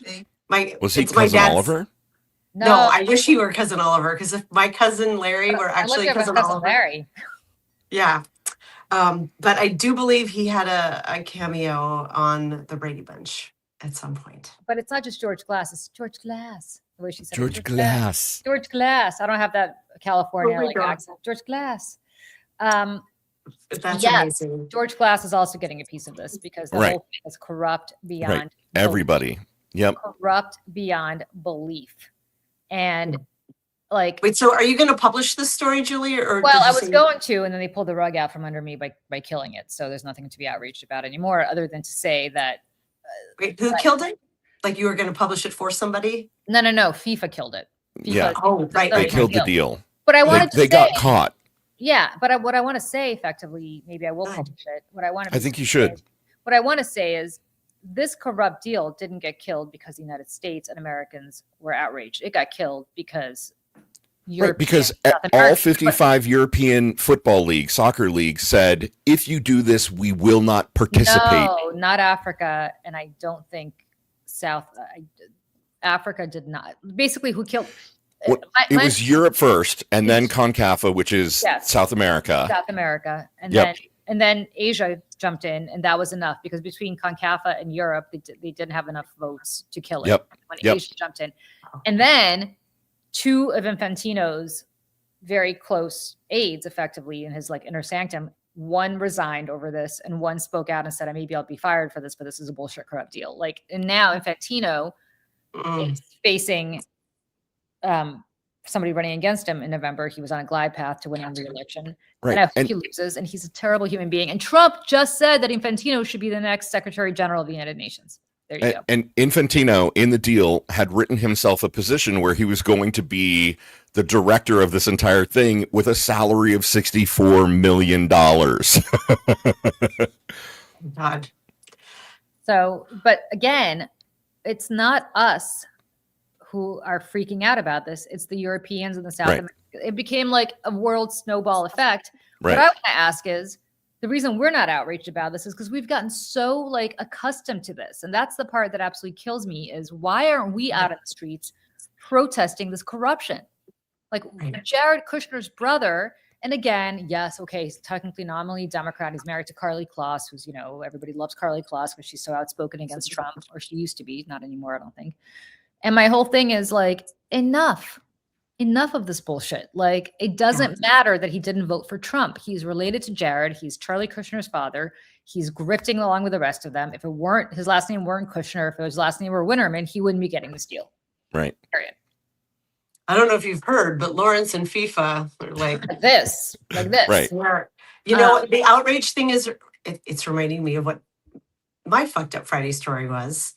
Can I shift topics a little? Because this is one that I kind of want to talk about. So just so you all know, Lawrence and I have a show called The Daily Whatever Show. And every Friday we host a news game show of sorts called Fucked Up Friday, where we invite a guest on and the three of us share what we think is the most fucked up news story of the week.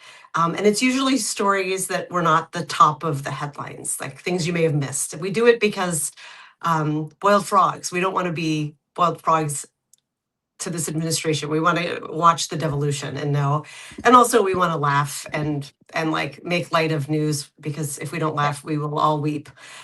Julie has been on the show a few times. You'll be back on September 11th, which I'm very excited about. But my story was something really local and personal here in Seattle. And because it now happened 6 days ago, we're not talking about it at all anymore. But there was a mass casualty shooting on Sunday here in Seattle at an event called Bite of Seattle. It takes place every year in July at the Seattle Center, which is a huge public space where the Space Needle is. It's also where the Kraken play at Climate Pledge Arena, and KEXP, the radio station, is there. Like, huge community gathering space. I know in 2025, there were 282,000 people who came to Bite of Seattle over the weekend. So just picture like this gigantic green space full of food vendors and just families and just everybody like stuffing their faces and having a great time in the sun. Right. At the time of year when Seattle's weather is perfect, right? Like, so sunny and 72 degrees and beautiful always. So on the closing day of Bite of Seattle, gunmen showed up, opened fire.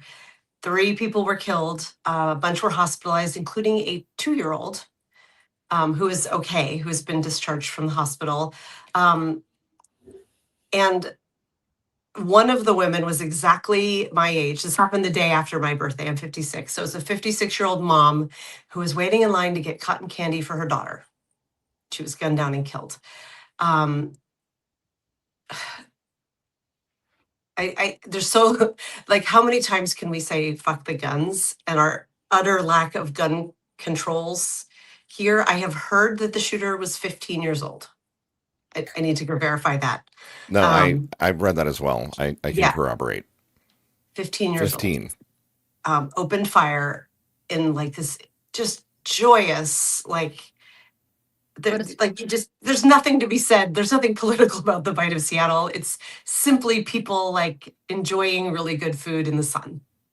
Everybody goes to this. But it's what we're talking about here, Dana, where like, we're so numb. We're so numb to this. Like, there was a stabbing in Berlin, and everybody's on the front page of the paper when there was that horrible shooting, I think it was in Bondi Beach.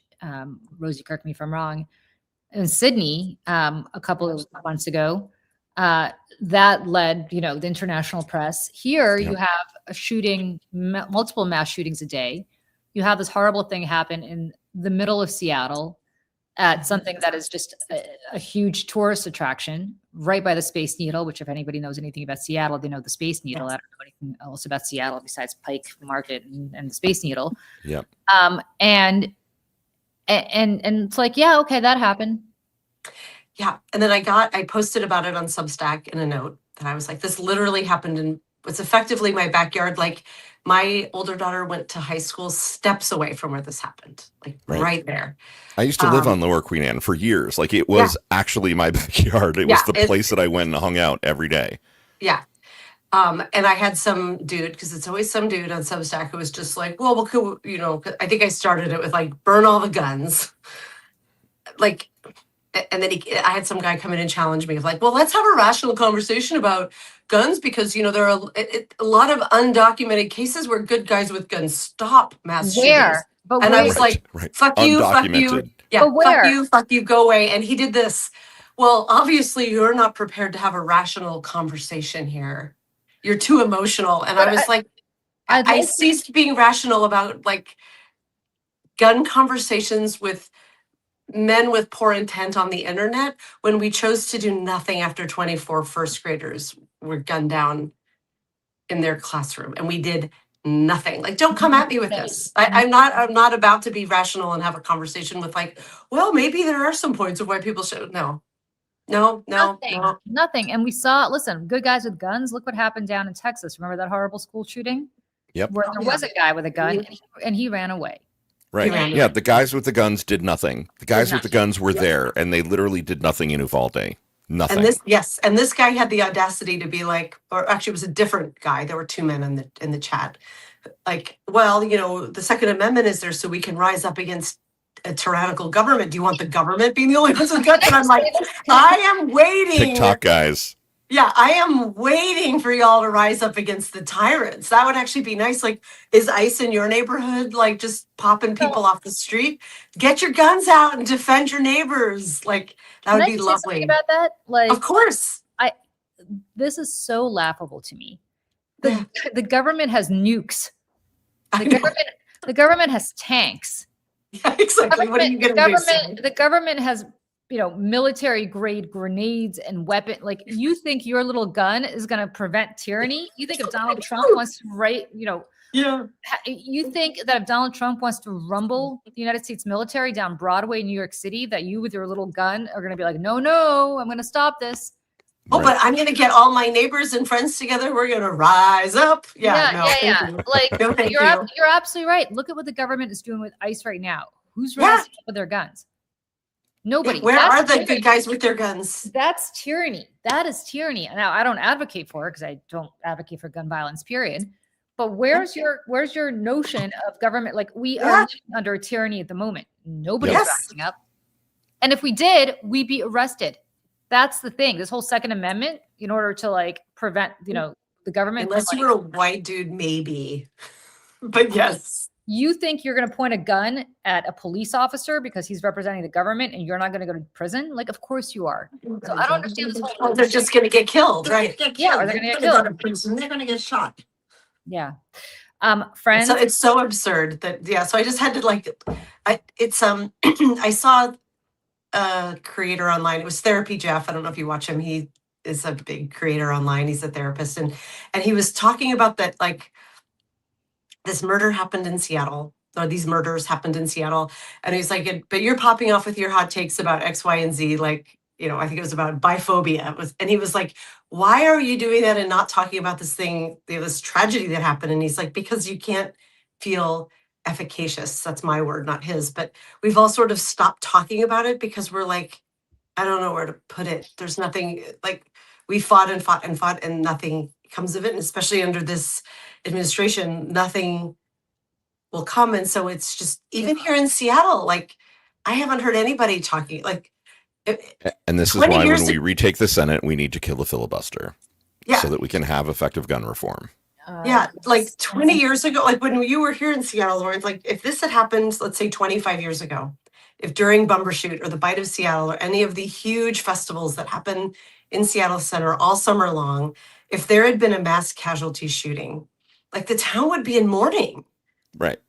There's, Yeah. I've seen like it like was in the news on Sunday and then like nothing because 3 people isn't that big. I think we've like reached that amount. If like 60 people had been shot and killed, then maybe we'd be a little like noting it. But I'm like that little girl with her cotton candy has no mom now. Like that could have been me. My kids love cotton candy. Who doesn't love cotton candy? And forget not having a not forget how she not only does she not have a mom, she will be traumatized for the rest of her life. For the rest Oh, of her for sure. life. The rest of her life. And Yeah. there, for the grace of God, go all of us, because any one of us could have been at this place. Like I now worry about going to a movie theater because I'm constantly, every time I'm in a theater, I'm like, oh God, I'm trapped in this room. Yep. What if, like, that's crazy. I don't know that people in other parts of the world have that mentality. Right. And that's and again, I crazy. say, like your Second Amendment rights, how have we come to a point where those trump the things that we were all promised in the Declaration of Independence, that our Like rights to life, liberty, and the pursuit of happiness are so inalienable? How have those been trumped now by the Second Amendment? Yeah. And Like, how has that verb been ruined? Yes. Right. okay. Couple of things because I have to go. Yeah. One Yes. is, speaking of, I started a series last Sunday on Substack, which I'm continuing tomorrow. That's called One Thing to Make Me Smarter, because I realized that I want to learn one thing that I didn't know about every week and do a deep dive on it that I didn't know before to make me smarter. And Nice. that's like, why don't I do that as a Substack as opposed to just keeping it to myself? So that's what I did. And I had my first one last week, and I have one coming out again tomorrow, which I had no idea about until I started deep diving into it. I feel smarter. Hopefully, if you read it, you might too. What was the one from last week, Julie? What did you get smarter about? I have to look it up, Dana, because I've written so many Substacks since then. I can't remember. Oh my God, I'm looking right now. You keep talking. But I will look it up. It's from last Sunday. But the point is, like, it is, it did make me feel a lot smarter. And where the hell is it? Oh, here it I'm is. looking for it right It's now. about Trump's next war. So it's about how Trump is, I did not realize this until I dived into a bunch of government documents, that Marco Rubio is exclusively focused on an invasion of Cuba. Cuba. I know that. God, yeah. Yeah, that they are trying to wrap up the Iran war, not just for all the reasons that we think it should be wrapped up, but also because they want to redeploy those ships and those personnel to Cuba, that they are planning on the United States, the 101st Airborne, to go to Cuba. And also just remember that they're plotting these war games out. And one of the contingencies, of course, is I that, lost it. I have to go yeah, see what David it's that, needs it's that too. Cuba. It's No, we can probably hear you, the Dana. driver's license thing. We can hear you. Am And I that back with no audio? you're back. We can hear you. Can you hear me? Mm-hmm. I can't hear you guys. Oh no. Okay. Okay. Yeah. So I'll be 1 minute. okay. I need to see. So yeah, and so Cuba, and let's not forget that Cuba sits 90 miles from Key West, Right. not so far from Dana's mom, and also, of course, Guantanamo is on Cuba. Is our naval base, but nevertheless, it's there. So, and the reason they started plotting these war games out is because a Russian ship approached Cuba, probably carrying missiles or drones. And as we learned anything from the Iran war, and we learned anything from the Ukrainian war, it's that you could have a great military, but very inexpensive drones or very inexpensive missiles, ballistic missiles, can really harm civilian populations. And unlike Iran, we're really close to Cuba, friends. Yeah. Like 90 miles.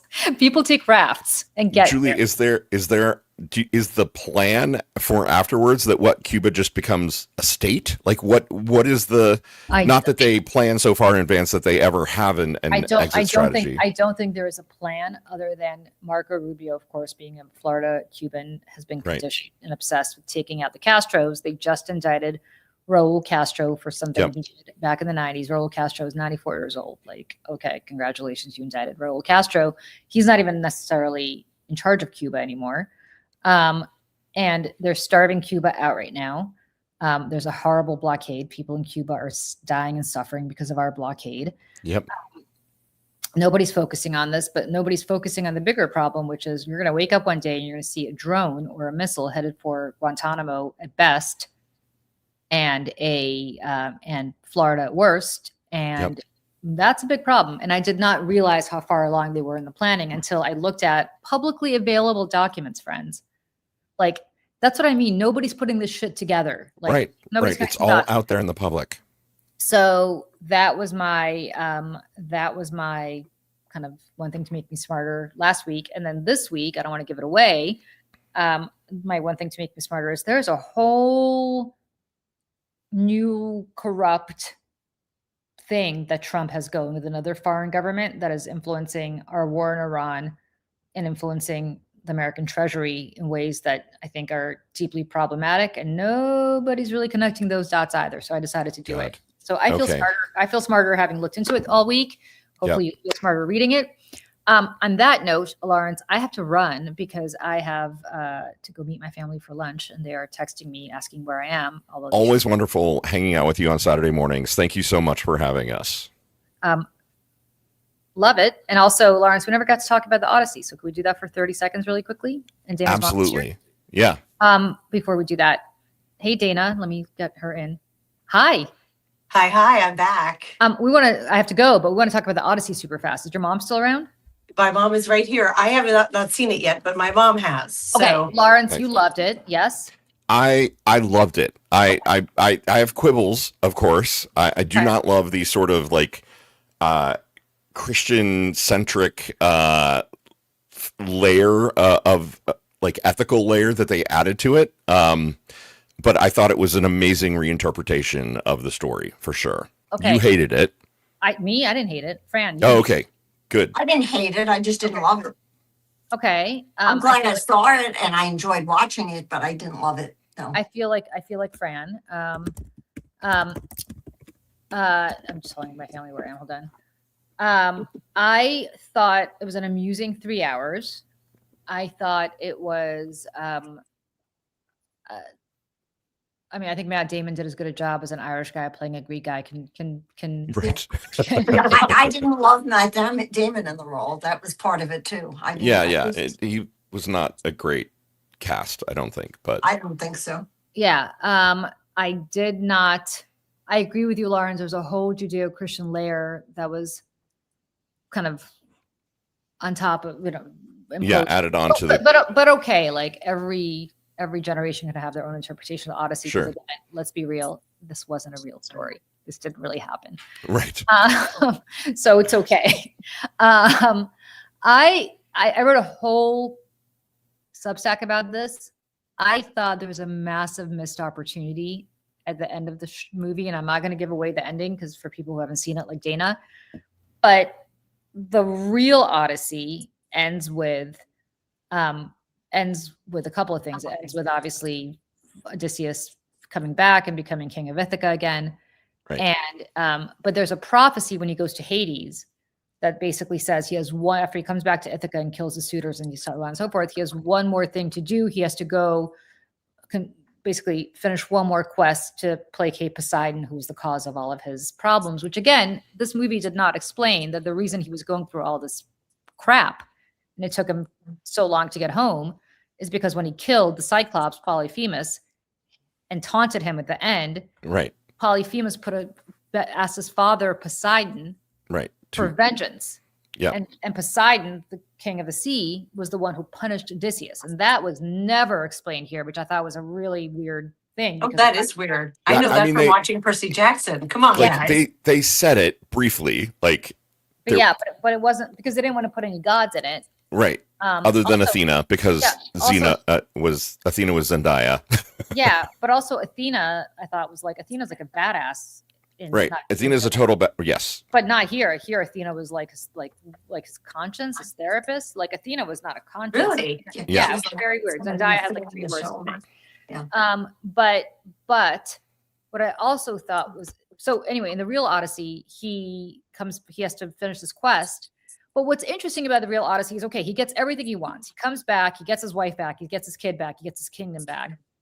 And the question is, like, after going through a massive war and being the most clever man in the world for coming up with the Trojan horse idea, Right. and going through all of these different adventures trying to get back to Ithaca, can a man like that settle down and live in harmony and peace with his wife, with his kid, in his kingdom, without being like, oh my God, everything I wanted in life sucks because I'm not getting the rush that I would have, that I got from war and from whatever else. And that, I think, is like a really deep psychological question that I think if the ending had been different, Right, would have been a great topic of conversation. yeah, no, That's and so interesting. they made Odysseus a modern guilty liberal, right? Like, Really? Yes, I thought it was very woke, and I say that as somebody who is a modern guilty liberal. Yes. right? No, same. Like modern guilty liberal here, and Odysseus basically struggles with. I don't want to give anything away either, but like the theme of this is Odysseus struggling with. I helped create the end of civilization. Basically, like I am the person who helped bring about. He was Robert Oppenheimer.